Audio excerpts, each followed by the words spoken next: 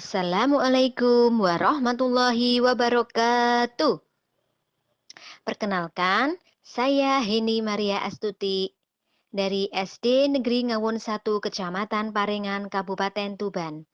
Peserta CKB Angkatan 5 kelas 05149. Tugas 1.1.A8 Koneksi antar materi. Kesimpulan dan refleksi modul 1.1 Pemikiran Ki Hajar Dewantara. Kesimpulan dan penjelasan pemikiran Ki Hajar Dewantara. Pendidikan adalah tempat persemaian benih-benih kebudayaan dalam masyarakat. Ki Hajar Dewantara memiliki keyakinan bahwa untuk menciptakan manusia Indonesia yang beradab, maka pendidikan menjadi salah satu kunci utama untuk mencapainya. Pendidikan dapat menjadi ruang berlatih dan bertumbuhnya nilai-nilai kemanusiaan yang dapat diteruskan atau diwariskan.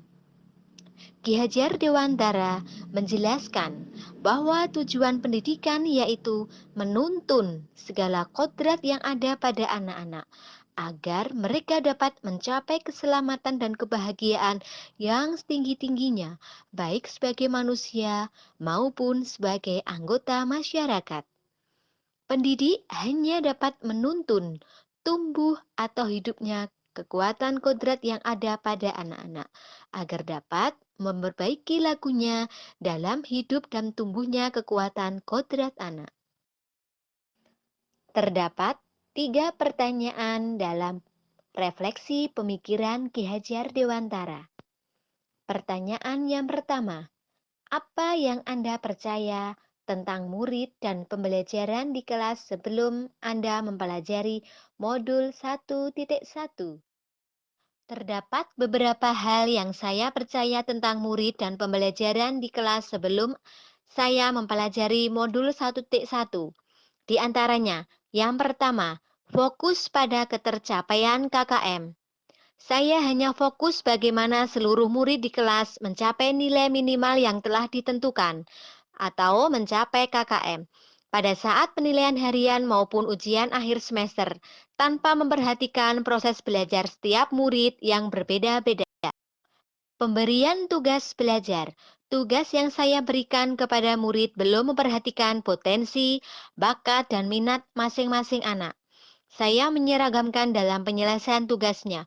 Akibatnya, pemberian tugas dalam bentuk karya tulis tidak diselesaikan dengan baik oleh anak yang memiliki potensi menggambar atau anak yang berbakat dalam hal komunikasi verbal.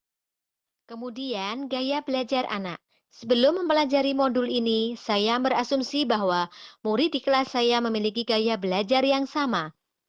Saya beranggapan bahwa anak yang banyak gerak dan kurang bisa duduk diam di bangku itu termasuk anak yang kurang tertib dan melanggar aturan. Pemberian sanksi saat itu menjadi solusi untuk menertibkan perilaku anak. Untuk pertanyaan yang kedua, apa yang berubah dari pemikiran atau perilaku Anda setelah mempelajari modul ini?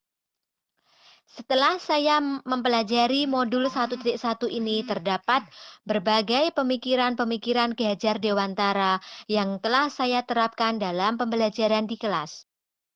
Perubahan pemikiran perilaku saya, perubahan pola pikir dan perilaku yang telah saya lakukan setelah mempelajari modul 1.1 tentang pemikiran filosofis Ki Hajar Dewantara, yaitu saya telah memahami bahwa tugas pendidik adalah menuntun segala kodrat pada anak. Pemberian tuntunan tersebut bermaksud untuk mencapai kebahagiaan dan keselamatan setinggi-tingginya. Kalimat menghamba pada anak mengubah pemikiran saya bahwa yang kita lakukan dalam pembelajaran hendaknya berpihak dan fokus pada murid, anak-anak yang merdeka dalam belajar. Mereka diberikan kepercayaan untuk berkembang sesuai potensi, bakat, dan minatnya masing-masing. Perubahan pemikiran lainnya setelah mempelajari modul ini adalah pendidik ketika menuntun anak pada potensi, minat, dan bakatnya hendaknya memperhatikan kodrat alam dan kodrat zaman. Ki Hajar Dewantara mengingatkan pendidik bahwa pendidikan anak sejatinya menuntun anak mencapai kekuatan kodratnya. Kemudian pertanyaan ketiga, apa yang dapat segera Anda terapkan lebih baik agar kelas Anda mencerminkan pemikiran Ki Hajar Dewantara? Menjawab pertanyaan yang ketiga, apa yang dapat saya terapkan lebih baik agar kelas mencerminkan pemikiran Ki Hajar Dewantara? Beberapa pembelajaran yang telah saya terapkan setelah mempelajari modul 1.1 agar mencerminkan pemikiran Ki Hajar Dewantara, di antaranya yang pertama, menerapkan pembelajaran yang menyenangkan, siswa aktif, kreatif, dan inovatif melalui media dan metode pembelajaran yang sesuai, sebagaimana pembelajaran pada Taman Siswa oleh Ki Hajar Dewantara. Yang kedua, menuntun anak sesuai pada potensi, minat, dan bakatnya, serta dengan memperhatikan kodrat alam dan kodrat zaman. Yang ketiga, menerapkan pendidikan merdeka belajar. Dalam hal ini, sebagai guru tidak lagi memberikan hukuman untuk mendisiplinkan siswa, namun konsekuensinya atas kesepakatan murid, misalnya dengan melakukan pembiasaan, profil pelajar Pancasila, serta penanaman budi pekerti dan karakter.